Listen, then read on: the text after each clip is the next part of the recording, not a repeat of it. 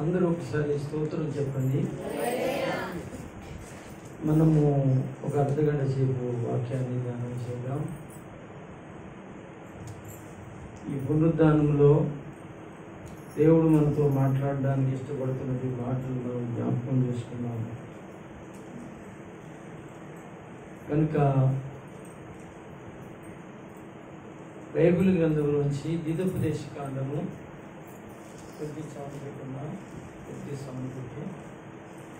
ద్వితోపదేశ కాండము 15వ అధ్యాయము 15వ అధ్యాయము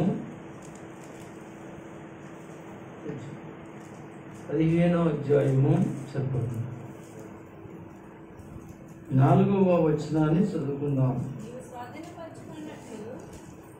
నీవు స్వాధీనపరుచుకున్నట్లు నీ దేవుడైన యెహోవా నీకు స్వాస్థ్యముగా ఇచ్చుచున్న దేశములో యెహోవా నిన్ను నిశ్చయముగా ఆశీర్వదించెను. ద్వితోపదేశ కాండంలో రాయబడిన ఈ మాటను మీరందరూ గమనించండి. దేవుడు ఇశ్రాయేలీ ప్రజలకు వాగ్దానం చేస్తున్నది వాగ్దానం విషయంలో ఇక్కడ రాయబడినట్లుగా చూస్తున్నాం. ఐగుప్తు దేశం నుండి బయలుదేరుతున్న ఇశ్రాయేలీలకు మధ్యలో దేవుడు వారితో మాట్లాడుతూ ఉండేవాడు. వారితో మాట్లాడిన మాటలు అనేకమైన ఆశీర్వాదకరమైన విషయాలు మనకి కనబడుతున్నాయి. అయితే ఇక్కడ నీ దేవుడని యెహోవా నిశ్చయముగా నిన్ను ఆశీర్వదించును అనే మాట మనం చూస్తాం. గత కొన్ని వారాల నుంచి మనము దేవుడు నిన్ను నిశ్చయముగా ఆశీర్వదించాలి అని అంటే ఏం చేయాలి అనే విషయాల గురించి మనము నేర్చుకుంటూ వచ్చాం. గత 3 వారాల నుంచో 2 వారాల నుంచో మొత్తానికి మనము ధ్యానం చేసుకుంటూ వచ్చాం. దేవుని చిత్తమైతే ఈ వారంలో కూడా ఒక 2 విషయాలు మనము ఆశీర్వాదం గురించి మనం మాట్లాడుకుందాం. ఆశీర్వాదం గురించి దేవుడు మనతో ఏం మాట్లాడాలనుకుంటున్నాడో, ఇక్కడికి వచ్చిన ప్రతి ఒక్కరూ కూడా ఆశీర్వదించబడాలనే ఆశ కలిగి ఎప్పుడూ కూడా ప్రార్థన చేస్తూ ఉంటారు. మంచిదేనండి. ఆశీర్వాదం కావాలని ప్రార్థన చేయాలి, ప్రార్థించాలి. కానీ ఆశీర్వాదము నీకు రావాలంటే ఏం చేయాలి అనేటి విషయాలు మనం గత 2 వారాల్లో నేర్చుకున్నాము. ఒక కుటుంబం నుంచి, ఆ కుటుంబమే నోవాహు కుటుంబము. కనుక ఈరోజు కూడా దేవుడు నోవాహు కుటుంబం నుంచే మాట్లాడాలని దేవుడు ఇష్టపడుతున్నాడు. కనుక దేవుడు నన్ను వాడుకుని నన్ను బలపరిచి మాట్లాడుకోనివ్వండి. ఎందుకంటే రాత్రంతా నాకు నిద్ర లేదండి. ఎందుకో నాకు నిద్ర పట్టలేదు. రాత్రి చాలా భయంకరమైన శోధన, నిద్ర రాలేదు అసలు. చాలా ఇబ్బంది పడ్డాను. అయినప్పటికీ కూడా ఉదయకాలమే లేచి సిద్ధపడడానికి పరిశుద్ధాత్మ దేవుడు నాకు సహాయం చేశాడు. నిద్ర లేకపోతే ఎలా ఉంటుందో మీ అందరికీ తెలుసు, ఎంత బలహీనతగా ఉంటుందో తెలుసు. నిజంగా మాట్లాడడానికి నా పెదాలు, నా నాలుక ఎండిపోతుందండి. మాట అసలు మాట్లాడడానికి సహకరించట్లేదు నోరు. ఆల్రైట్గా నాకు వచ్చినటువంటి బలహీనతను బట్టి స్టార్టింగ్ నుంచి కూడా అలా ఉంది. అయినా మరీ ఎక్కువగా ఈ నిద్ర లేకపోవడం, రెండవదిగా ట్యాబ్లెట్ వేసుకోవడం వల్ల విస్తారమైనటువంటి నా శరీరంలో వాటర్ అనేది లేకపోవడం వల్ల ఇబ్బంది అవుతుంది. ఎప్పటికప్పుడు వాటరు నా శరీరంలో ఇంకిపోతుందండి, ఉండట్లేదు. ఎంత వాటర్ తాగుతున్నాను అంటే రాత్రులు పగలు ఎన్నిసార్లు వేసి వాటర్ తాగుతున్నాను, పగలంతా కూడా వాటర్ తాగుతూనే ఉంటున్నాను. మరి శరీరంలో వాటర్ లేకపోవడం వల్ల నోరు ఆరిపోయి, పెదలన్నీ కూడా బీసిపోయి, నాలుకంతా కూడా బీసిపోయి చాలా ఇబ్బంది అవుతుంది. అలాంటి పరిస్థితుల్లో కూడా నేను ఈ మధ్యన పరిచర్య చేస్తున్నానంటే గల కారణం ఏంటంటే దేవునికి భయపడి మాట్లాడడానికి నా నాలుగు సహకరించట్లేదు. అమ్మగారిని చెప్పేమని చెప్పేస్తారు, కానీ బ్రతికున్నంత సేపు కూడా దేవుని యొక్క మాటలు, ప్రార్థన అనేదే నేను చెయ్యాలని ఉద్దేశం. ఇలాగ నోరు ఆరిపోతున్నప్పటికీ కూడా, ఇలా ఇబ్బంది అవుతున్నప్పటికీ కూడా రాత్రులు పగలు అనగా సంఘం కొరకు, సంఘంలో ఉన్న కుటుంబాల కొరకు నిత్యము ప్రార్థన చేస్తూనే ఉన్నాను. ఎందుకంటే నేను ప్రార్థన చేసే మనిషిని, వాక్యాన్ని అందించే మనిషిని కనుక నేను ఉండలేకపోతున్నాను. కనుక నా యొక్క ఆత్మ ప్రేరణ అటువంటిది అన్నమాట అండి. బలహీనత కలిగితే చాలామంది ఈరోజు రెస్ట్ తీసుకోవాలనే ఉద్దేశం ఉంటుంది, కానీ నాకు ఉంటుంది. కానీ ఈరోజు 2 మాటలు చెప్పకపోయాను అంటే దేవుని దృష్టిలో నేరస్తుడు అవుతానేమో అని భయం. నాకు దేవుని భయం చాలా ఎక్కువ. నాకు ఈ రోజున ప్రార్థన చేయకపోతే మీ కుటుంబాల కొరకు నేను పాపం చేసిన వాడిని అవుతానని వాక్యం చెప్తుందండి. మీరు ప్రార్థన చేస్తారో నాకు తెలియదు, ప్రార్థన చేస్తే మంచిది. అలాగే మీ పిల్లలు ప్రార్థన చేస్తే మంచిది. కానీ వాక్యంలో ఏముందంటే సమూయేలు గ్రంథంలో రాయబడింది, ప్రార్థన చేయకపోవడమే పాపం అంటండి.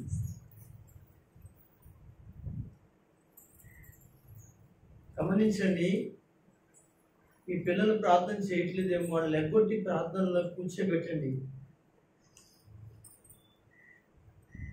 కనుక వాక్యంలో ఉన్న మాటే నేను చెప్తున్నాను మరొకసారి, ప్రార్థన చేయకపోవడమే పాపం అని వాక్యం చెప్తుంది. కనుక ప్రార్థన చేయలేని రోజున నేను పాపం చేసిన వాడిని అవుతాను. కనుక అలాగే వాక్యమును చెప్పని రోజున, వాక్యాన్ని చెప్పలేని రోజున దేవునికి భయపడకుండా ఉన్నానేమో అని నాలో అనేక రకాల ఆలోచన, ఉద్దేశాలు పుడుతూ ఉంటుంటాయి. ఇంత పరిస్థితుల బలహీనతలో ఇంతగా నేను దేవుని ఎదుటికి రావడం గల కారణం ఏంటంటే ఇదండి. కనుక మీరు కూడా దేవుని ఎదుటికి రావడానికి సిద్ధపడడానికి మరి ఎన్నెన్నో కారణాలు, పరిస్థితులు ఉంటాయి అందరికీ. అమ్మగారికి కూడా ఉన్నాయి. రాత్రంతా నాతోటి సరిపోయింది కనుక ఆవిడ పొద్దున్నే లేచి, మీకు తెలుసు కుటుంబంలో ఆడవాళ్ళకి అనమాట, మగవాళ్ళకి పనులు ఏమి ఉండవు. ఉంటే ఏమైనా బయటికి పనిచేసి వస్తారంటే తప్ప ఇంట్లో పనులు అనేది అనమాట తక్కువ. ఎవరో కానీ ఏకీపించలేదు. మరి లేచి ఆవిడ తెల్లవారుజామున లేచి చేసుకోవడం, ఎంత బలహీనత అయినా నన్ను చక్కబెట్టుకుని అలాగే ఆరాధన కొరకు సిద్ధపడేటువంటి పరిస్థితి. ఎందుకంటే దేవునికి భయపడి, దేవుని దగ్గర వణికి ఆమె దేవుని యొక్క పరిచర్యలో కొనసాగుతున్నారు. మంచిదండి. మనం చదువుకునే వాక్యమునకు మనం న్యాయం చేయాలి కనుక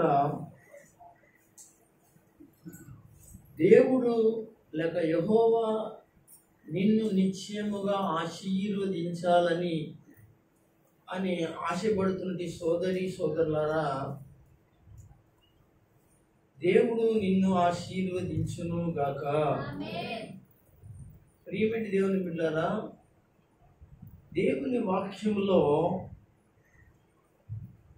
ఆశీర్వదించబడి అభివృద్ధిలోనికి రావడానికి కొన్ని సంగతులు మనం నేర్చుకుంటూ ఉన్నాం. ఈరోజు కూడా మనం నేర్చుకోబోతూ ఉన్నాం. ఇంతకుముందు నేర్చుకున్నాం, ఇంకా నేర్చుకోబోతూ ఉన్నాం. ఇప్పుడు బైబిల్ గ్రంథంలో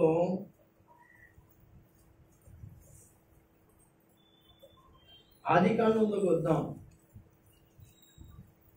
9వ అధ్యాయాన్ని తెరిచి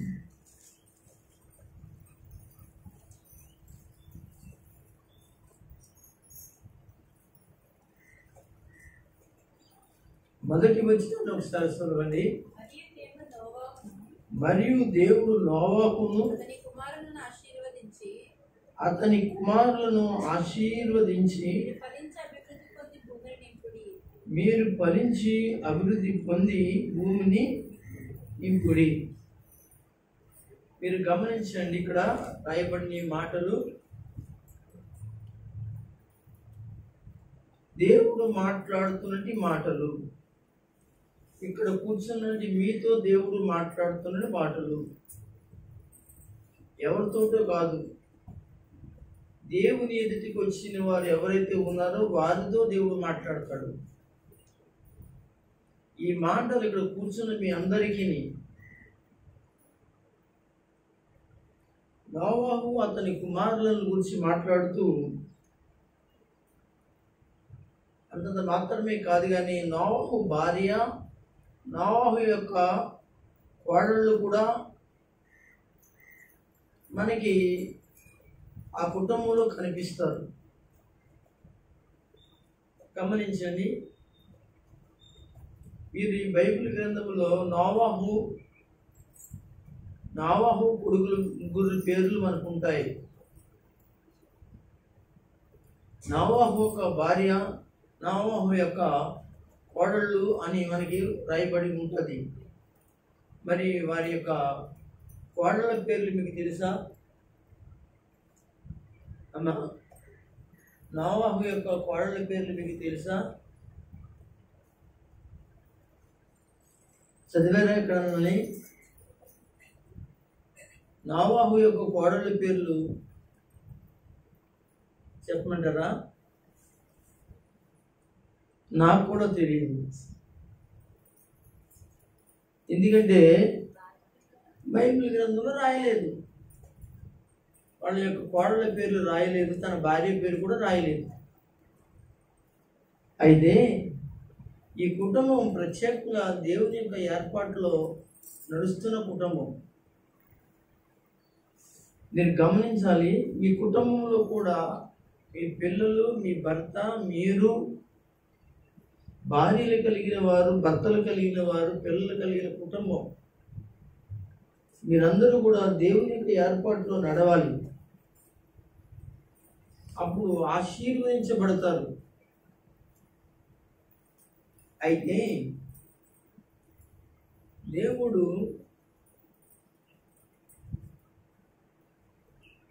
ఇందాక మాట్లాడిన మాటలో ఏముంది అని అంటే, నీ దేవుడైన యెహోవా నిన్ను ఆశీర్వదించాలంటే నువ్వు స్వాధీనపరుచుకునే దేశంలోనికి నువ్వు ప్రవేశించినప్పుడు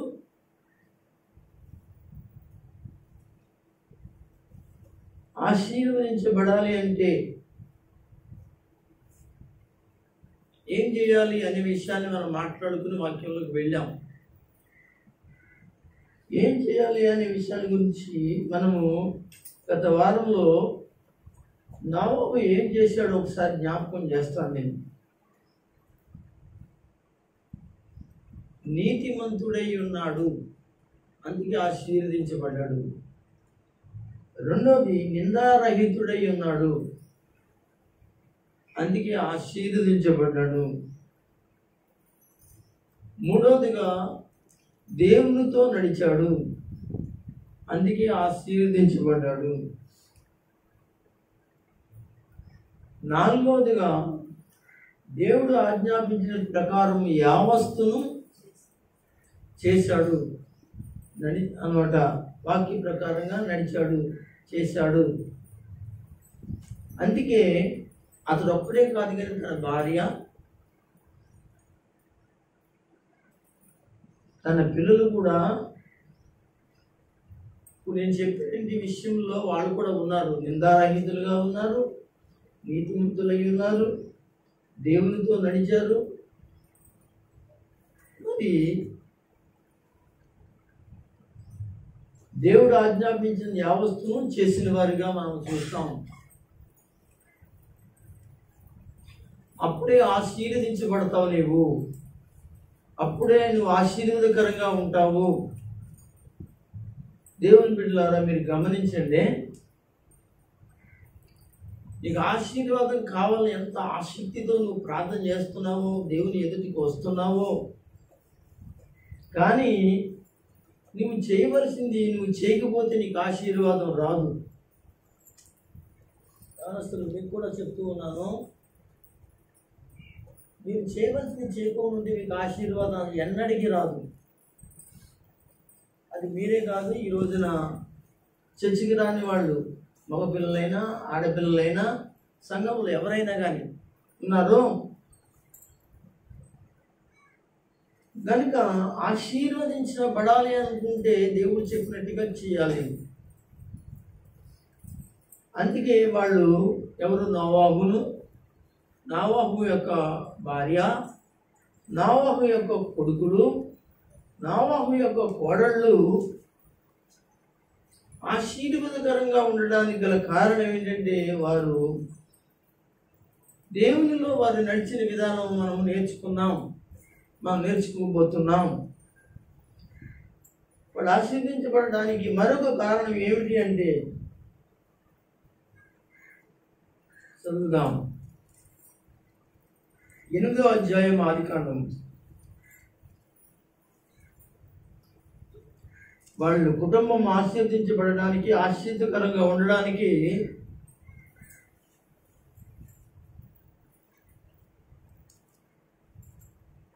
గల కారణం, మరొక కారణం ఉంది. 8వ అధ్యాయం తెరిచి 20వ వచనం చదువుతారా అమ్మా? అప్పుడు నోవాహు యెహోవాకు బలిపీఠము కట్టి పవిత్ర పశువులన్నిటిలోను పవిత్ర పక్షులన్నిటిలోను కొన్ని తీసుకుని ఆ బలిపీఠం మీద దహన బలి అర్పించెను. అందరూ ఒకసారి స్తోత్రం చెప్పగలరా? దేవుని స్తుతించండి. హల్లెలూయా. ఇక్కడ నోవాహు కొడుకులు, కోడలు, భార్య ఏం చేశారంటే దేవునిని ఆరాధించారు. ఏం చేశారు? దేవుని ఆరాధించాలి. అది నువ్వు ఆశీర్వదించబడాలంటే ఆదివారం ఆరాధనలో నువ్వు కనబడాలి. నీకేదో ఈలుగా ఉన్నప్పుడు, నీకు అనుకూలంగా ఉన్నప్పుడు, నీకు సమయం ఉన్నప్పుడు కాదు. అసలు రక్షించబడి బాప్తిసం తీసుకున్నటి స్త్రీలు కానీ పురుషులు కానీ ఆరాధన అనేది దొంగిలించకూడదు. నీకు ఎన్ని పనులు ఉన్నాయి, ఎన్ని విధాలుగా నీకు ఆటంకాలు ఉన్నాయి, వాటన్నిటినీ పక్కకి తీసివేసి పక్కకు పెట్టేసి ఏవైనా పనులుంటే పనులు కూడా మానేసుకుని ఖచ్చితంగా ఏం చేయాలో తెలుసండి? ఆరాధించాలి. నోవాహు కుటుంబము ఆరాధించే కుటుంబం. చదువుదాం ఈ వాక్యంలో కొన్ని విషయాలు చదువుదాం. ఏమనంటే, అప్పుడు నోవాహు ఏం కట్టి, ఇది గమనించాలి నాయకులు, చూడండి, బలిపీఠం కట్టి. బలిపీఠం కట్టడం అంటే ఆరాధన చేయటం. ఆరాధన చేయటం ఏమంటారు? బలిపీఠము అనే మాట మనకి కనిపించినప్పుడు దేని కొరకు అది సూచిస్తుంది గుర్తించాలి అని అంటే, ఆరాధన. ఇక్కడ ఒక బలిపీఠం కట్టాలి. నీ బిడ్డ కట్టాలి, నీ కుమార్తె కట్టాలి, నీ భర్త కట్టాలి, భారీగా ఉన్న నువ్వు కూడా బలిపీఠాన్ని కట్టాలి. ఇంకా కొంచెం లోతుకి వెళ్తే నీ అల్లుడు కట్టాలి, నీ కూతురు కట్టాలి,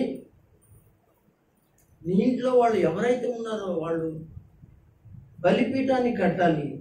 బలిపీఠం కట్టడం అని అంటే ఆరాధించడం. బైబిల్లో చాలా చోట్ల ఈ బలిపీఠాల గురించి రాయబడి ఉంది, కానీ వీలుగా ఉంటే నేను చూపించడానికి ఇష్టపడతాను, లేదంటే ముందుకు వెళ్ళిపోతాను. మొట్టమొదటిగా దేవునికి అర్పణను తీసుకొచ్చిన కయీన, ఏబేలు మనందరికీ తెలుసు. ఈ విషయాలు ఎక్కడ ఉంటాయంటే ఆదికాండము 3వ అధ్యాయంలో రాయబడతాయి. మీరేం చదవక్కర్లేదు, నేను చెప్పి వెళ్ళిపోతాను. ఆదాము కుమారులు అనబడినంటి కయీన, ఏబేలు, వీళ్ళు ఒక బలిపీఠాన్ని కట్టి ఆ బలిపీఠం మీద ఏం చేశారంటే అర్పణలు అర్పించారు. అయితే ఆదాము కుమారుని కయీన అర్పణ తీసుకొచ్చాడు, దేవుడు అంగీకరించలేదు. అతను తీసుకొచ్చిన అర్పణ ఏమిటంటే పొలము పంటలో అర్పణ తీసుకొచ్చాడు, అంగీకరించలేదు. పాస్టర్ గారండి, కయీనా తీసుకొచ్చినట్టు ఆ అర్పణ పొలం పంటలో తీసుకొచ్చాడు కదా, ఏదైతే తీసుకొచ్చాడు కదా, ఎందుకు అంగీకరించకూడదు? అవును, అంగీకరించకూడదు. దేవుడు కూడా కొన్ని నియమ నిష్టలు, కొన్ని ఆజ్ఞలు, కొన్ని విధానాలు దేవుడికి పెట్టాడు. అలాగా మనం చేస్తేనే తప్ప, లేకపోతే నీ యొక్క ఆరాధన అంగీకరించడు ఆయన, నీ అర్పణ అంగీకరించడు ఆయన. నీ ఇష్టం వచ్చినట్లుగా ఎలా పడితే అలాగా దేవుడు నీ ప్రార్థన, నీ అర్పణ వింటాడని నువ్వు అనుకుంటున్నావేమో. నువ్వు అనుకుంటే అనుకున్నావేమో, కానీ దేవుడు మాత్రము ఏమంటున్నాడంటే తెలుసా, నేను అంగీకరించును అని చెప్తాడు. కనుక ఈరోజు నీవు వాక్యమును అంగీకరిస్తున్నటి సోదరి సోదరులరా,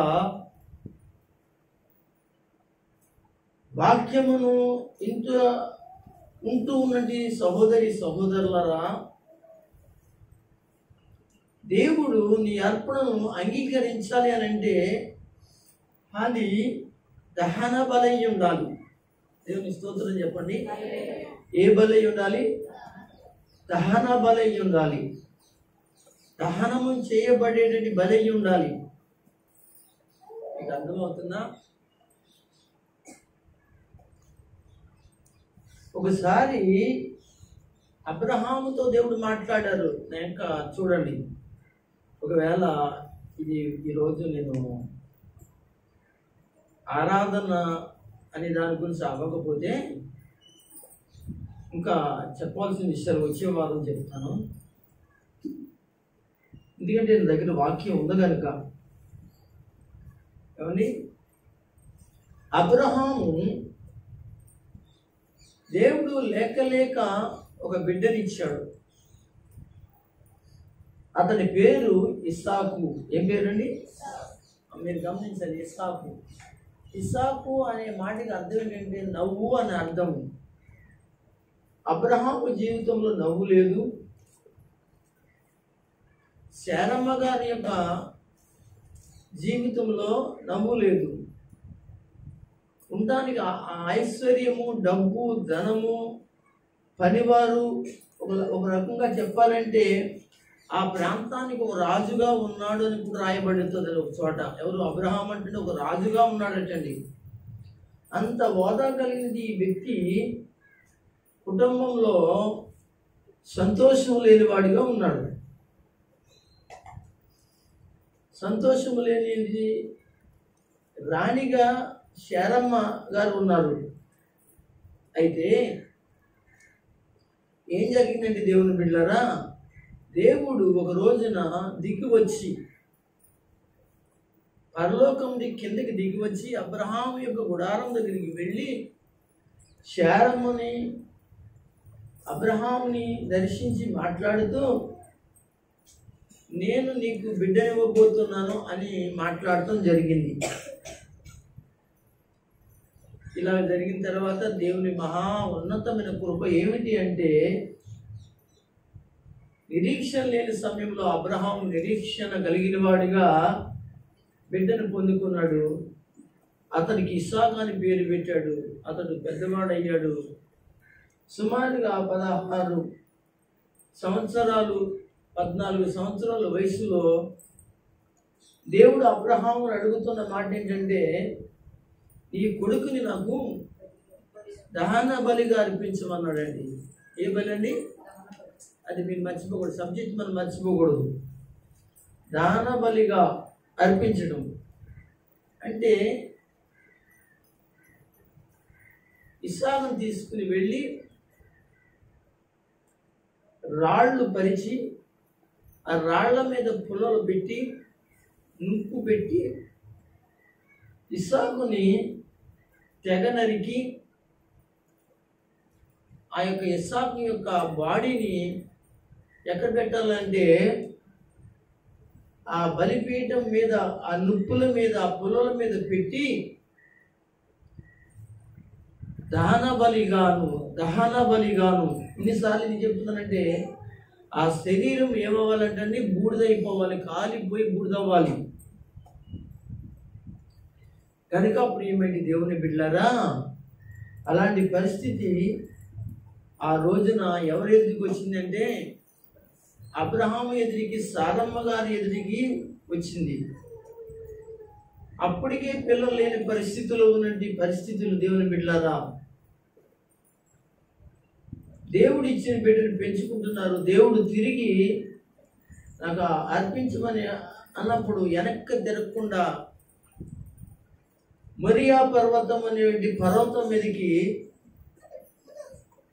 ఇస్సాకుని తీసుకుని బలిపీఠముడు కట్టి పుల్లలు పెట్టి అక్కడ ఇస్సాకుని అర్పించడానికి సిద్ధపడ్డాడు. కత్తి పైకెత్తగానే పరలోకము నుంచి ఒక స్వరము, ఆకాశము నుంచి ఒక దూత మాట్లాడుతూ ఉంది, అబ్రహామా అబ్రహామా ఆగు, నువ్వు ప్రేమించిన కుమారుని బలి అర్పించడానికి నువ్వు సిద్ధపడ్డావు. నీ విశ్వాసానికి, నీ ప్రేమకు, నా మీద ఉన్న ప్రేమకు, నా మీద ఉన్న గౌరవానికి నేను మెచ్చుకుంటున్నాను. అతన్ని అర్పించడానికి వీలు లేదు అని చెప్పాడు. అయితే ఇప్పుడు బలిపీఠం కట్టేశాడు, నుప్పులు పెట్టేశాడు, అక్కడ పుల్లలు కూడా పెట్టేశాడు, మండుతూ బగ్బగ్ మండుతూ ఉంది. మరి ఆరాధన జరగాలి అక్కడ. ఎలాగ మరి ఇప్పుడు ఆగకూడదు అంటే దేవుడు అంటున్నాడు, నీ కుమారుడికి బదులుగాను, ఇస్సాకుని బదులుగాను, ఇదిగో నేను పగలో అంత దూరంలో ఒక పొట్టేలు నీకు కనపడుతుంది, కొంచెం నడిచి వెళ్ళి చూడు. ఆ యొక్క పొట్టేలు ఏం చేస్తావంటే దానిని ఖండించి దాని యొక్క శరీరాన్ని ఆ బలిపీఠం మీద వేసి నాకు దహన బలిగా అర్పించమని దేవుడు మాట్లాడాడు. దేవునికి స్తోత్రం చెప్పండి. దేవుని బిడ్డలారా, మీరు గమనించండి, దేవుడు ఏవైనా కోరుకున్నప్పుడు మనము స్వేచ్ఛగా, సంతోషంగా దేవునికి అర్పించేసామనుకోండి, దేవుడు తిరిగి నీకు మళ్ళీ దాన్ని ఏం చేస్తాడు? ఇస్తాడు. గనుక ఆరాధన మాత్రం దొంగిలించకూడదు. ఆరాధన దొంగిలించడానికి మనం పనులు, మన పరిస్థితులు రకరకాలు ఎన్నో మన ఎదుట ఉన్నప్పుడు అవి పక్కన పెట్టి దేవునికి అర్పించవలసినది ఆరాధన, దేవుని బలిపీఠం ఎదుట మనము చేయవలసినది ఆరాధన మనం చేస్తే మనం ఏమనుకుంటున్నామో, ఏం చేయాలనుకున్నామో, ఏదైతే విడిచిపెట్టి వచ్చామో అది మన జీవితంలో నెరవేర్చుకోవడం జరుగుతుంది. అయితే నేను ఒక మాట చెప్పాలి. ఎవరైనా బలహీనులయ్యి చర్చిలోనికి రాలేని పరిస్థితులు ఉన్నంటి వాళ్ళు ఆరాధనలో పాల్గొలేని పరిస్థితులు ఉన్నప్పుడు దేవుడు వాళ్ళని క్షమిస్తాడు. దేవుడు వాళ్ళ విషయంలో దేవుడు పెద్ద జోక్ చేసుకోడండి. అన్ని విధాలుగా బాగుండి, అన్ని విధాలుగా మంచిగా ఉండి, మన సొంత కార్యక్రమాలు చేసుకోవడానికి సిద్ధపడుతూ, మనకి ఇష్టమైన కార్యక్రమాలు చేసుకోవడానికి ఇష్టపడుతూ, మన ముందుకి జరగవలసిన ఆరాధనను మనం పాల్గొనకుండా మనము ఉన్నామనుకోండి, దేవుడు ఎట్టి పరిస్థితుల్లో కూడా క్షమించడు. కనుక ఒక మాట మీకు చదివి వినిపిస్తాను. ఆదికాండము 12వ అధ్యాయము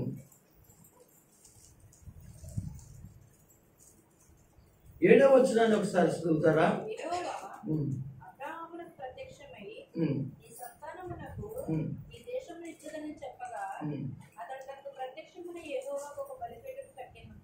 చాలు. ఏమంటాడు తెలుసా? యెహోవా అబ్రహామునకు ప్రత్యక్షమయ్యి నీ సంతానములకు ఈ దేశమును ఇచ్చుదును అని చెప్పగా అతడు వెంటనే తనకు ప్రత్యక్షమైన యెహోవాకి ఏం చేశాడంటే ఒక బలిపీఠాన్ని కట్టాడు. అబ్రహాం బలిపీఠం కట్టాడు. ఆదాము కుమారులైనది కయీను, ఏబేలు అనేటి వాళ్ళు బలిపీఠం కట్టి బలి అర్పించారు. ఇసాకు కూడా బలిపీఠం కట్టాడు. యాకోబు కూడా బలిపీఠం కట్టాడు. కనుక నేను చెప్పుకెళ్ళిపోతున్నాను. ఎన్ని వాక్యాలు తీయడానికి మనకి సమయం సరిపోదు కాబట్టి ఈ బలిపీఠము కట్టడము లేదా బలులు అర్పించడం అంటే ఆరాధన చేయటము, ఆరాధనలో పాల్గొనడము, ఆరాధనలో ప్రభుతో సన్నిహిత సావాసం చేయటము అనే విషయాన్ని మనకి అర్థమవుతుంది. ఇప్పుడు ఒకసారి ఆదికాండము 8వ అధ్యాయంలో వద్దాం. ఒకసారి వచ్చిన మనము 8వ అధ్యాయం 20 వచ్చిన ఒకసారి చదువుదాం. అప్పుడు నోవహు యెహోవాకు బలిపీఠము కట్టి పవిత్ర పశువులు, మీరు గమనించండి, పవిత్రమైన పశువులన్నిటిలోనూ, తర్వాత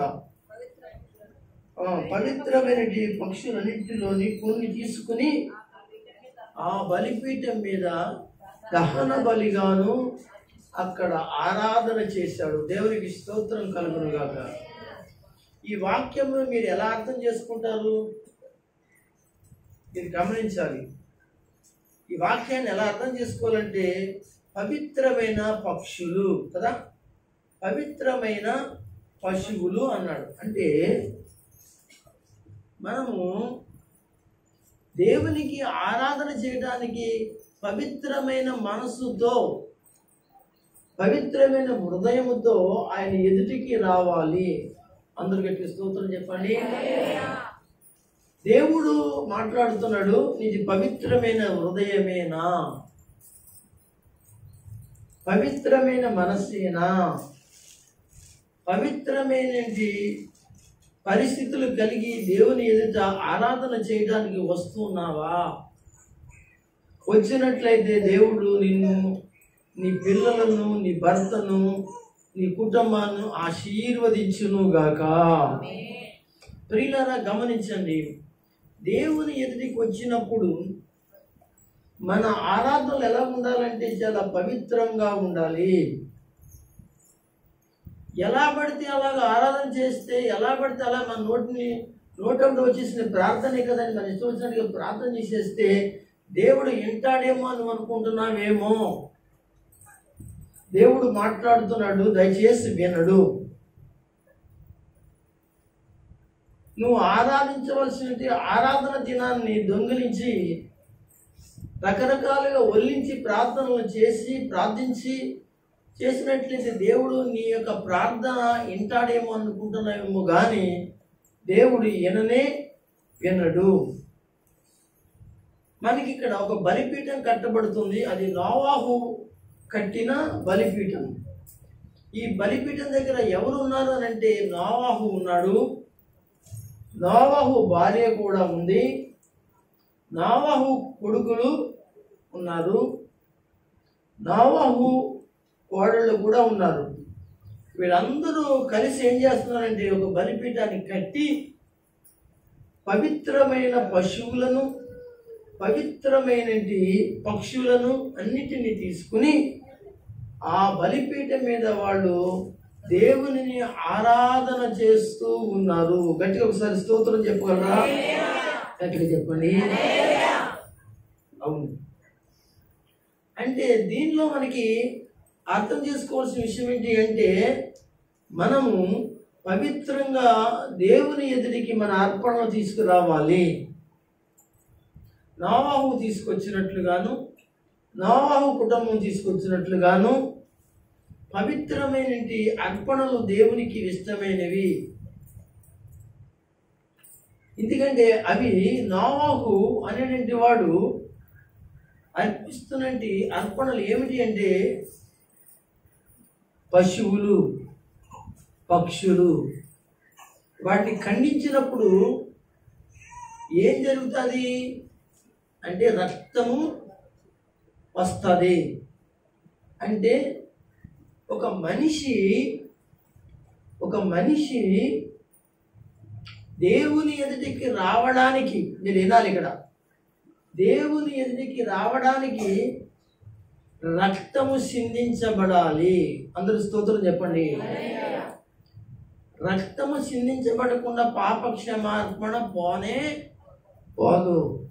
నీ పాపములు క్షమించబడాలి అని అంటే, ఈ పాపములను అనగా పరిహరించబడాలి అని అంటే ఏం చేయబడాలంటే పవిత్రమైన పక్షి, పవిత్రమైన పశువు దేవుని యొక్క ఎదుట ఏం చేయాలంటే దహన బలిగా దాన్ని ఏం చేయాలంటే బలర్పించి దాని శరీరాన్ని అగ్నిలో కాల్చాలి. కాల్చినప్పుడు దేవుడు ఏం చేస్తాడంటే ఆ యొక్క కాల్చబడుతున్నటువంటి శరీరము ఏం జరుగుతుందంటే ఆ పొగ వాసన ఆకాశము పైకి వెళ్తుంది. దేవుడు ఆగ్రాణిస్తాడు అంటండి. దేవునికి స్తోత్రం చెప్పండి. ఏం చేస్తాడు? ఆగ్రాణిస్తాడు అంటే ఆ సువాసనకు, ఆ వాసనకు దేవుడు మైమరిచిపోతాడంటండి.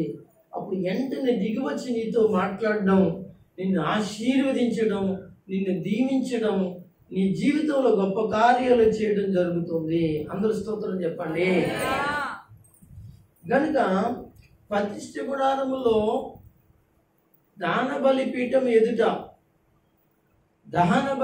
ఎదుట పశువులను కాల్చినప్పుడు ఆ పొగ ఎక్కడికి వెళ్తుందంటే దేవుని ఎదుటికి పరలోకానికి వెళుతుంటే అది ఆ వాసనకు, ఆగ్రహానికి ఏం చేశాడంటే దేవుడు ఆ గుడారం దగ్గరకు వచ్చి ఆ గుడారంలో దిగి ఆ గుడారం లోపల నుంచి మోషే ద్వారా, ఆనాడు సేవకుల ద్వారా మాట్లాడడము ప్రారంభించాడు. ఆ ఇశ్రాయేలీలతో మాట్లాడటం జరిగింది. దేవుని బిడ్డ గనుక అంటే బలి అర్పించాలి అంటే రక్తము సిందించబడాలి. అది ఆదామైనా, అది అబ్రహామైనా, అది మోషే అయినా, యెహెజ్కేలు అయినా, ఎవరైనా కావచ్చు. కానీ పాత నిబంధనలో రక్తము సిందించడం వల్ల జరుగుతున్న విషయం ఏమిటి అంటే దేవుడు నిన్ను నీ కుటుంబ తరపు తీసుకొచ్చినటువంటి ఆ బలి అర్పణ ఏదైతే ఉందో ఆయన ఇష్టపడి నిన్ను పవిత్రపరుస్తాడు అనే విషయాన్ని మనకి తెలుస్తుంది. కనుక మనము దేవుని సన్నిధిలో నిశ్చయముగా ఆశీర్వదించబడాలి అంటే నోవాహు వలె పవిత్రమైన ప్రార్థనలు మనం చేయాలి, పవిత్రమైన అర్పణలు అర్పించాలి, పవిత్రమైన పశువులను పక్షులను ప్రభు పేరట తీసుకొచ్చి అర్పించాలి. కనుక నీవు ఎలాంటి అర్పణ అర్పిస్తున్నావో వాక్యం విన్న తర్వాత ఆలోచన చేయి. ఇంతవరకు కూడా నువ్వు సరైనది అర్పణ అర్పించలేదేమో, ఇంతవరకు కూడా అనగా సరైన అర్పణ దేవుని దగ్గర చేయలేదేమో. అర్పణ తీసుకొచ్చావు కానీ ఆ అర్పణ దేవునికి ఇష్టంగా లేదేమో. దయచేసి ఇప్పుడైనా నువ్వు నీ మనసు మార్చుకోమని తెలియజేస్తాను. ఒకసారి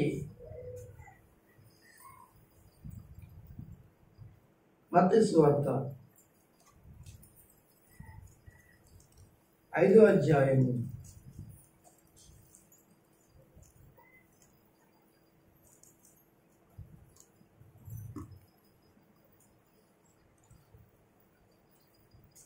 5వ అధ్యాయం చూడండి, 23వ వచనం చదువుతారా? కావున నీవు బలిపీఠము వద్ద అర్పణ అర్పించినప్పుడు అర్పించుండగా నీ మీద ఏ సహోదరునికి విరోధమైన ఏదైనా ఉన్నట్లయితే అక్కడ నీకు జ్ఞాపకం వచ్చిన ఎడల ఆ బలిపీఠం దగ్గర నీ అర్పణను విడిచిపెట్టి నీ ముందు వెళ్ళి ప్రైజ్ ది లార్డ్, హల్లెలూయా చెప్పండి. చూడండి, ఇక్కడ కనబడుతుంది మాట, నువ్వు బలిపీఠం ఎదుట ఆరాధన చేస్తున్నావు, దేవుని ఎదుట నువ్వు అన్న బలిపీఠం ఎదుట ప్రార్థన చేస్తున్నావు అంటున్నాడు ఇక్కడ దేవుడు. అయితే నీ ప్రార్థన వినాలి అని అంటే ఎందుకు అన్ని గంటలు ప్రార్థనలు చేస్తారు, అన్ని నిమిషాలు ప్రార్థన చేస్తూ ఉంటారు. కానీ దేవుని ఎదుటికి వచ్చినప్పుడు, బలిపీఠ దగ్గరికి వచ్చినప్పుడు నీ సహోదరుడి మీద, నీ సహోదరి మీద, ఎవరి మీదో, నీ కుటుంబంలో ఎవరి మీదో, నీ బంధువుల్లో ఎవరి మీదో, వాళ్ళు ప్రభు నమ్మిన బిడ్డలు కనుక నీకు విరోధం ఉంది. కానీ నీకు తెలుసు అనేక పర్యాయాలు దేవుడు నీతో మాట్లాడుతూ వచ్చాడు. అనేక పర్యాయాలు నీతో మాట్లాడుతూ వచ్చినప్పటికీ కూడా నువ్వేం చేస్తున్నావు అంటే ఆ ప్రార్థన విడిచిపెట్టి, ఆ ప్రార్థనను అక్కడ పక్కన పెట్టి వెళ్ళి క్షమార్పణ కోరుకునే మనసు నీకు లేని ప్రార్థన దేవుడు నిన్ను ఎందుకు క్షమిస్తాడు, ఎందుకు నీ ప్రార్థన ఆలకిస్తాడు, ఎందుకు దేవుడు నీ జీవితంలో కార్యాలు చేస్తాడు అంటే జరిగిపోతానే అనుకుంటున్నావేమో. కానీ జరగచ్చు, కాదంటలే. ఎందుకు తెలిసి నీరంటాడు కదా దేవుడు. దేవుడు ప్రేమమయుడు. ఒక రోజు కాకపోతే ఒక రోజైనా మార్చుకుంటావో లేదు, ఒక రోజైనా మార్చుకుంటావో లేదని ఆయన కొంతకాలము నీ మీద ఆయన కన్నేసి చూస్తూ ఉంటాడు. కానీ నీ జీవితంలో నువ్వు అలాగే ఉంటున్నట్లయితే నువ్వు భయంకరమైన శిక్షకు మరి పాత్రురాలుగాను ఉండేటువంటి అవకాశాలు ఉంటుందని దేవుని వాక్యం సెలవిస్తూ ఉంది. ప్రియులారా, మీరు గమనించండి. కనుక మనము దేవుని ఎదుట, బలిపీఠం ఎదుట ప్రార్థన చేయడానికి వచ్చాం, ఆరాధన చేయడానికి వచ్చాం, ఆయన సన్నిధిని స్తుతించడానికి వచ్చాం. ఆయన మనతో మాట్లాడాలని ఇష్టపడి ఆయన సన్నిధిని ప్రార్థన చేస్తున్నాం. అయితే ఆయన వచ్చి నిన్ను చూడగా నువ్వు ఎలాగున్నావంటే దేవునికి ఇష్టము లేని దానిగాను, లేని వాడిగాను నీవు ఉన్నావని వాక్యం సెలవిస్తుంది. ఎన్నిసార్లు నీతో మాట్లాడాలండి? ఎన్నిసార్లు నీతో మాట్లాడతాడండి దేవుడు? ఇన్నిసార్లు నీతో మాట్లాడినప్పుడు కూడా ఇంకా నువ్వు మార్చుకోవా నీ బుద్ధిని, ఇంకా నువ్వు మార్చుకోవా నీ జీవితాన్ని, ఇంకను అనగా దేవుని సన్నిధిలో క్షమార్పణ కోరిన పరిస్థితులు దేవుని ఎదురికి తీసుకురావా అని పరిశుద్ధాత్మ దేవుడు మీతో మాట్లాడుతున్నాడు. కనుక ప్రియులరా గమనించండి, దేవుని వాక్యం నీతో మాట్లాడుతున్న మాట ఏంటంటే, నోవహు కుటుంబము ఆశీర్వదించబడడానికి, వాళ్ళ పిల్లలు ఆశీర్వదించబడడానికి వాళ్ళు దేవుని ఎదుట ఆరాధనలో సిద్ధపడ్డారు. నువ్వు సిద్ధపడుతున్నావా? నీ భార్యను క్షమించగలుగుతున్నావా? నీ భర్తను క్షమించగలుగుతున్నావా? భార్యమైన నీవు ఎందుకు నీ ప్రార్థనలు? మొన్న ఒకరోజు పాస్టమ్ గారి మీద నేను కోపడ్డానండి. మొన్న వారంలో అనుకుంటున్నాం, మన వారాలు అంతకుముందు వారమా పడ్డాను, కోపడ్డాను, చాలా సీరియస్గా అయ్యాను. చాలా కోపం వచ్చింది. వచ్చిన తర్వాత నేను ఏడ్చాను, చాలా బాధపడ్డాను, కళ్ళంటే నీళ్ళు తెచ్చుకున్నాను. ప్రభువా, ఎందుకు నేను అలా తొందరపడ్డాను అంటే, ఏదో బుద్ధి తిట్టేసి ఏదో మాట కదండి. కేకలు వేయటం కూడా తప్పే. మీరు ఏమనుకున్నారు? కేకలు వేయటం కూడా తప్పే. అప్పుడు ఏం చేశానంటే, అమ్మా నేను గమ్ముని అనేసి ఏమనుకోకే అని చేయి పట్టుకున్నాను. నా భార్య కదా, ఎందుకు పట్టుకోవాలి అని అనుకుంటే దేవుడు నా ప్రార్థన ఆలకిస్తాడా? ఆలోచించు, అడగండి. ఇక్కడే ఉన్నారు, అమ్మగారు ఇక్కడే ఉన్నారు, దగ్గర మీ ఎదురుగానే ఉన్నారు. చేపట్టుకున్నామా వెనక్కిని ఏదో అనేసి నీకు కోపం వచ్చిందంటే ఆవిడ ఒకటే మాట ఉంది, నాకు ఇంత కోపం వస్తుంది, నువ్వేమో నీకు ఆరోగ్యం బాగాలేదు కదా, నీ బలహీనతలో నీవు కొంచెం తొందరగా కొంచెం గట్టి క్యాకేసావు, అంతేగాని ఏమన్నావు, నువ్వేం అనలేదు కదా అని ఆవిడ కూడా నాకు చేయబట్టుకున్నాడు. అదనమాట అండి. ఎందుకంటే భార్య కదా, భర్తే కదా అని నువ్వు అనుకుంటున్నావేమో, దయచేసి వద్దు. కనుక తల్లే కదా, పిల్లలే కదా అని అనుకుంటున్నారేమో, దయచేసి వద్దు. మీరందరూ దేవుని పిల్లలు. దేవుని పిల్లల మీ జీవితంలో క్షమార్పణ కలిగి ఉండాలి. ప్రతిరోజు ఒకవేళ నువ్వు మనకు క్షమించమని అడగాలి. అలాగే నీ సంఘములో ఎవరైనా కానీ, నీ ఎదుట ఎవరైనా కానీ, నీ బంధువుల్లో ఎవరైనా కానీ, నువ్వు ఎందుకంటే నువ్వు దేవుని బిడ్డలు, దేవుని ఎదుటికి ప్రార్థన చేయడానికి వస్తున్నావు సోదరి, సోదరుడా, ప్రార్థనకు వస్తున్నావు, ప్రార్థన చేస్తున్నావు. దేవుడు నీ ప్రార్థన వినొద్దా? దేవుడు నీ ప్రార్థన ఆలకించొద్దా? దేవుడు నువ్వు అంతసేపు ప్రార్థన చేస్తే ఏంటి లాభం? నువ్వు దేవునికి అనుగుణంగా లేకోకుండా ప్రార్థన చేస్తే ఏంటి లాభం అని ఆలోచించండి దేవుని బిడ్డలారా. మీకు నేను తెలియజేస్తున్నాను. కనుక నోవహు కుటుంబం చక్కటి కుటుంబం. ఆ కుటుంబం దేవునిలో ఎదిగి ఫలించిన కుటుంబం, అభివృద్ధిలోనికి వచ్చిన కుటుంబం. గల కారణం ఏంటంటే ఆరాధనలో ఎటువంటి పొరపాటు లేకుండా ఆరాధన చేసిన కుటుంబం.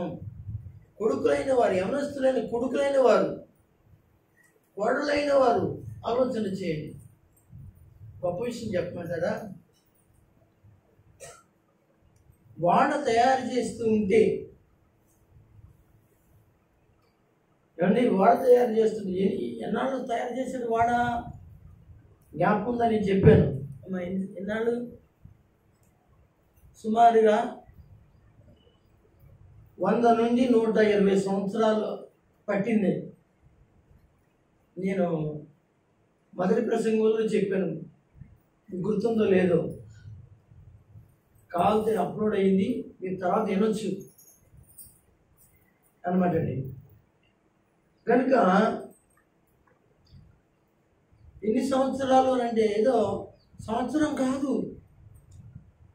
100 సంవత్సరాలకి పైగా, సుమారుగా 120 సంవత్సరాల తర్వాత జల ప్రళయం వచ్చింది.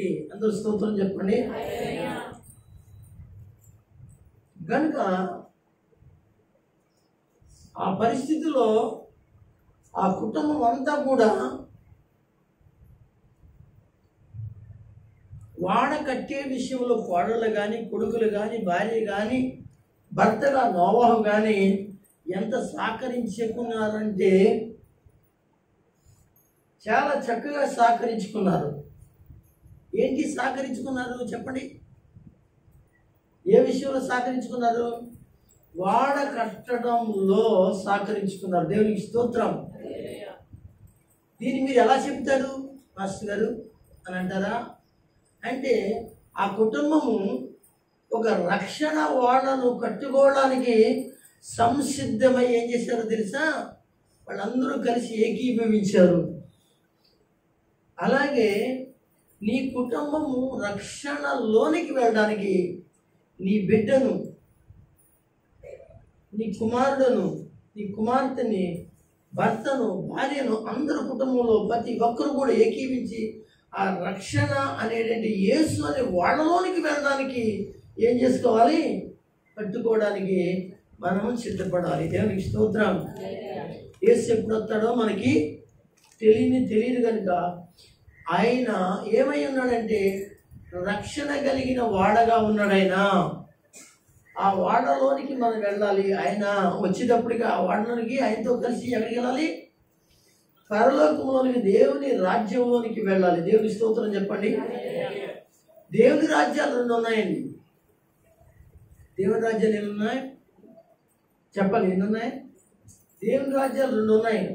ఒకటి భూమి మీద ఉన్నటువంటి సంఘమే దేవుని రాజ్యం.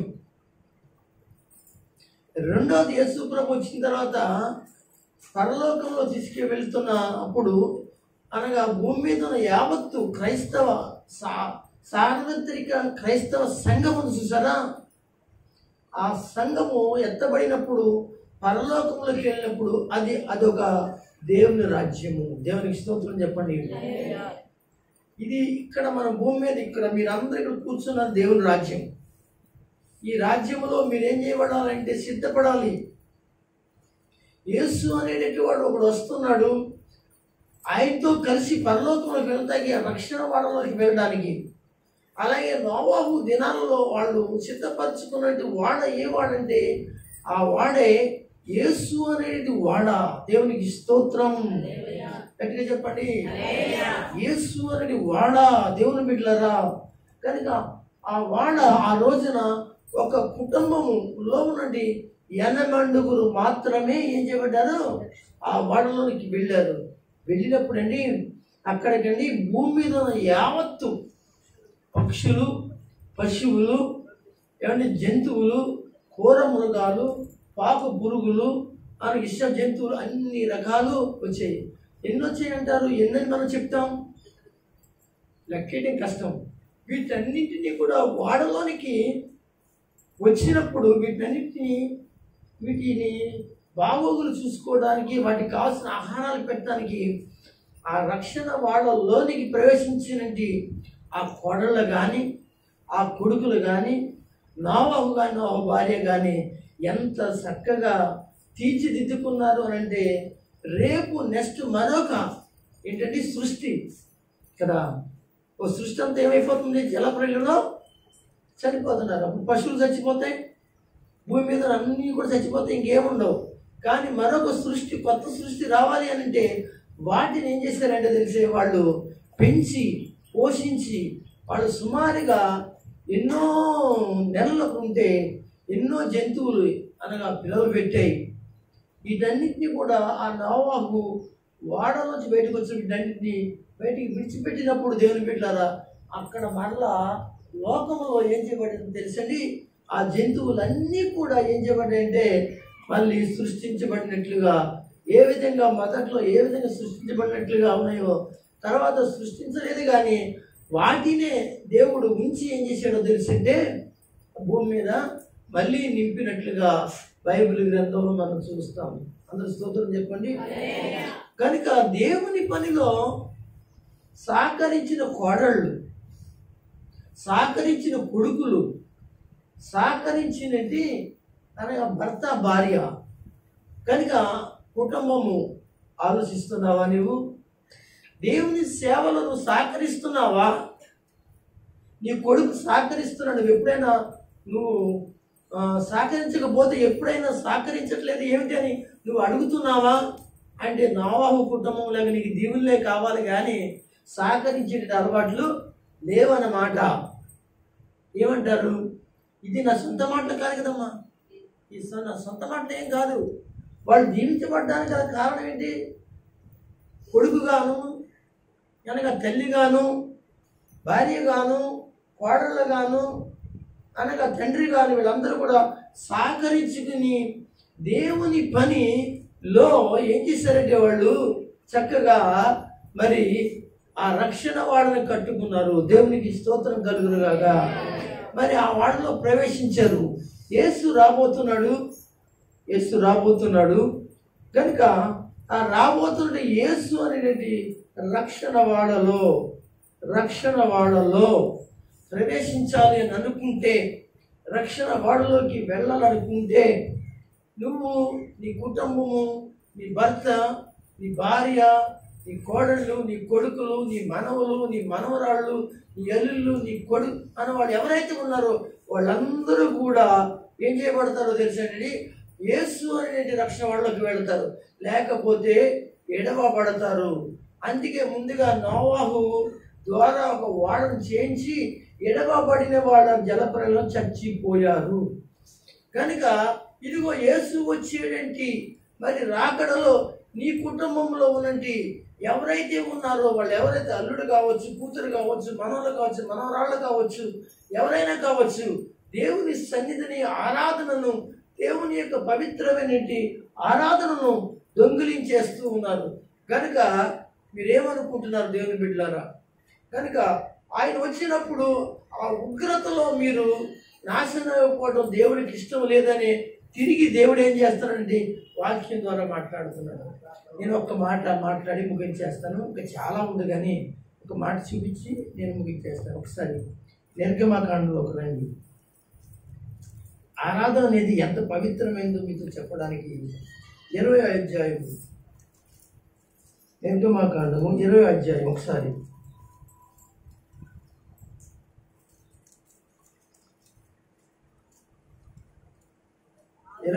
చూడండి. 20వ అధ్యాయము 8వ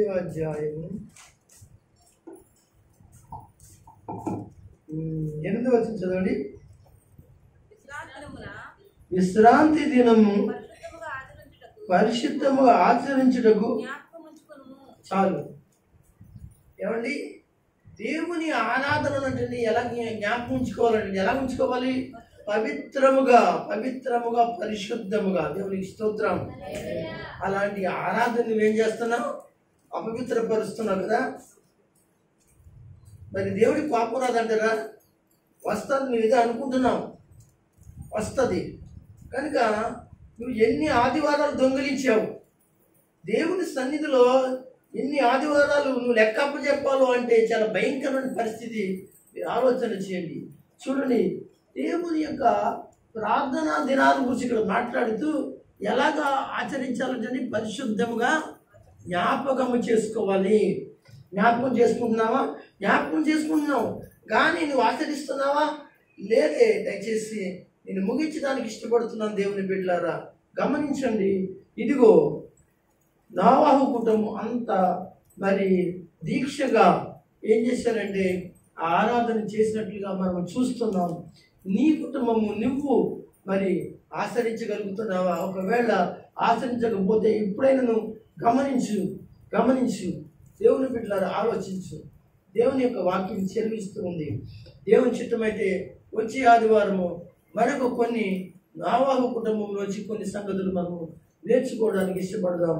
దేవుడి మాటలు మనందరి ఇంట్లో ప్రభు దీవించి ఆశీర్వదించి మిమ్మల్ని, మీ కుటుంబాలను ప్రభు బలపరచును గాక.